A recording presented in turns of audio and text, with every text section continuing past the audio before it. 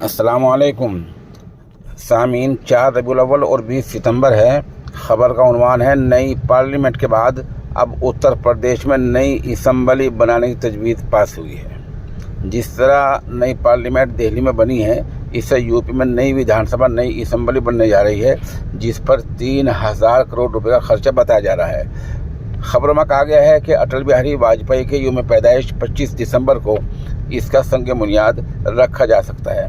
सरकार की मंशा ये है कि एक इलाका है निरामन दारुशिफा और आसपास के इलाका मिलकर ये नई असम्बली बन जाए। उधर सरकार चाहती है कि 2027 से पहले ये बन जाए और कम अज़ कम ये जो असम्बली का दौर चल रहा है, इसका एक इजलास आखिरी उस नई असम्बली हाउस में हो जाए। खबर और थोड़ी तफसील सुनिए। रियासती योगी सरकार राजधानी लखनऊ में नई असम्बली बनाएगी। दिसंबर 2023 में इसकी संग बुनियाद रखी जा सकती है और 2027 से पहले इसकी तामीर का काम पूरा किया जा सकता है। बताया जा रहा है कि 25 दिसंबर को इसका संग बुनियाद रखा जा सकता है।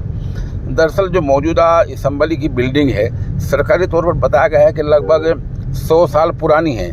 ये लखनऊ के हजरतगंज में वाक़ है। जबकि असम्बली कार्रवाई चलती है तो जगह कम होने की वजह से आसपास ट्रैफिक जाम हो जाता है, गाड़ियां खड़े होने में परेशानी पेश आती है और इस तरह जो मुस्तकबिल में जो अरकान असम्बली की तादाद बढ़ सकती है और सरहदी इलाके बढ़ सकते हैं, उनको देखते हुए मौजूदा असम्बली कम पड़ सकती है, ऐसा सरकार ने कहा है। इन वजूहात की बुनियाद पर सरकार नई असम्बली बनाना चाहती है और पता ये भी चला है कि इस मतलब की तजवीज़ मुकम्मल पास हो चुकी है। अब देखना है कि सरकार कब संग बुनियाद रखती है और कब तक इस हाउस को पूरा करती है।